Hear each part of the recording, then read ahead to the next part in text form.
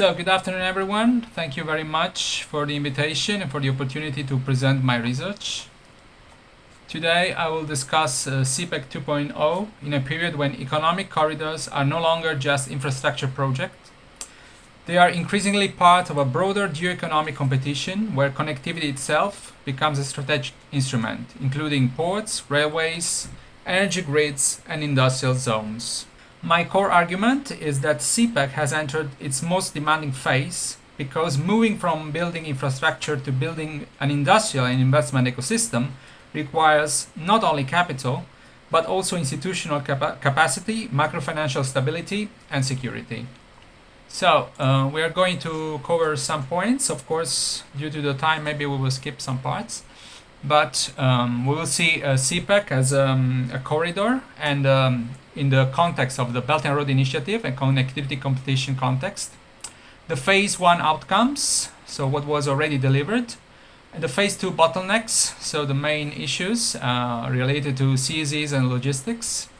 Third-party participation, so where it can add value and which partners can participate.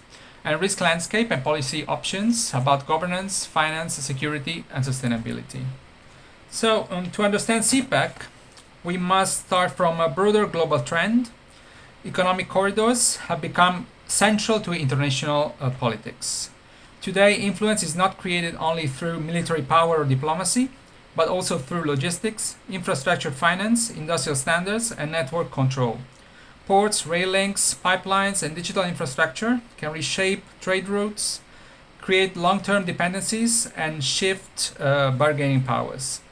This is why many analysts refer to the era of geoeconomics, where economic instruments are increasingly used for strategic ends. In that sense, CPEC is not just a set projects, it is an attempt to build a long-term connectivity architecture that can influence regional development patterns and strategic alignment. As you can see, CPEC has emerged as a flagship component of China's Belt and Road Initiative and as a pillar of the China-Pakistan partnership. So from a strategic perspective, it provides Pakistan with a central role in Eurasian connectivity. And for China, it offers a corridor linking western regions toward the Arabian Sea. Of course, for Pakistan, CPEC has not only an economic logic, but is expected to mean energy capacity, transport modernization, industrialization, and export growth.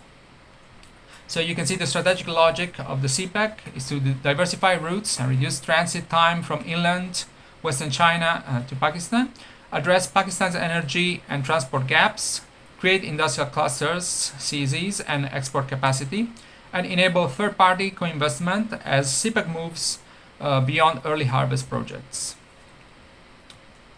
So here we see some of the main results that CPEC has already achieved.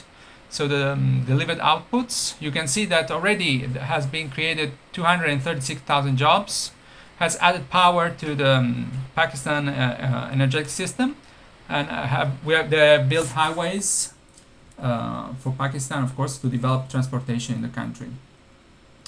So it has been a significant delivery in energy and transport. However, distributional and industrial effects remain uneven, especially between regions in Pakistan.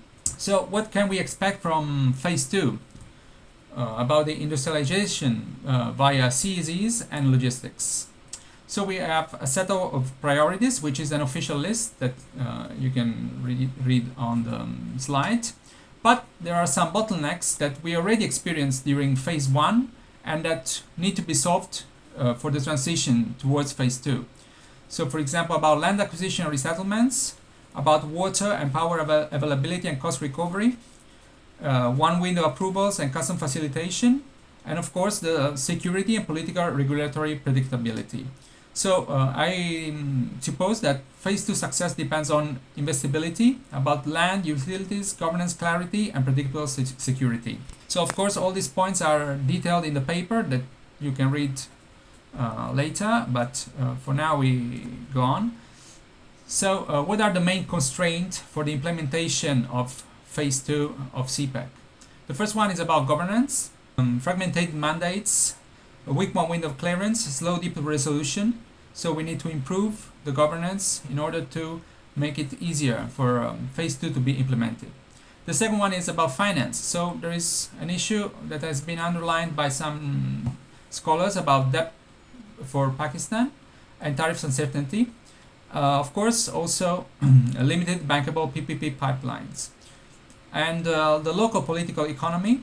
So there are distributional disputes between also regions. Some regions have had more benefits from the first phase of CPEC, and also uneven local value capture, which has been already underlined previously by Dr. Shabir. The local people, they need to see improvements in their life in order to appreciate CPEC. And of course, the last point is security externalities. So we know has been already said by previous speakers about some militant groups and that are terrorist groups that attack the infrastructure of CPEC. So we need also to face security problems. So there have already been some evidence signals that some points have been improved, but there is still some work to do in order to implement phase 2 of CPEC. About third-party participation, so it can of course add value to CPEC. Some countries are interested in joining CPEC, has been mentioned already. Some countries from the Gulf, so oil producers, so it's important for energy transition, for the development of Pakistan and the other countries in the region. In 2018, Pakistan has already invited Saudi Arabia to become a third partner, but it can also include other countries like United Arab Emirates, like Oman, and also other countries in Central Asia, such as the former Soviet republics, and even India, Iran, and even the countries of Southeast Asia can be interested in joining to make a broader web of connectivity in the South and East Asia. Has also been underlined before that private operators should be involved in this project. Chosen 5 pillars for a participation by design framework. So some recommendation for the implementation of phase 2 of CPEC. About governance and transparency, we have already talked about it mostly. Security by design, so risk mapping, community engagement, incident protocols. Also, the green aspect we know is very important in the 21st century. So, decarbonized power mix, climate resilience, and blended finance. So, co-financing, guarantees, and procurement standards to crowd in private capital. And local value capture. So, we have said already, benefit sharing, credible resettlement, and grievance mechanisms must be implemented. So here we have some case studies that are the main successes of CPEC in the first phase, but because of the time we will only talk about the first one, which we have talked already a little bit about the fact that CPEC has contributed to improve the aspect of energy in Pakistan. So one strong example is the Matiari-Lahore transmission line, which help strengthen power evacuation capacity and support grid reliability. This type of project matters because it produces system-wide benefits, so stable electricity supply, improved transmission efficiency, and stronger foundations for industrial activity. Of course, we have also the rail modernization and financing shifts, and the aspect of security shocks and investor deterrence that you can read about in the paper. To conclude, let's see, we have already also anticipated a little bit the main recommendations for policy options for a sustainable way forward. And I will conclude with a few words. In my opinion, CPEC is neither guaranteed success nor inevitable failure. It is a corridor in transition. The first phase demonstrated that large infrastructure delivery is possible. The second phase shows that industrial transformation is harder because it depends on institutions, security, credibility, and financial sustainability. So if Pakistan and China want CPEC 2.0 to succeed, the shift must be from project volume to risk governance and implementation quality. Third-party participation can help, but only if designed as a concrete economic mechanism rather than a political slogan.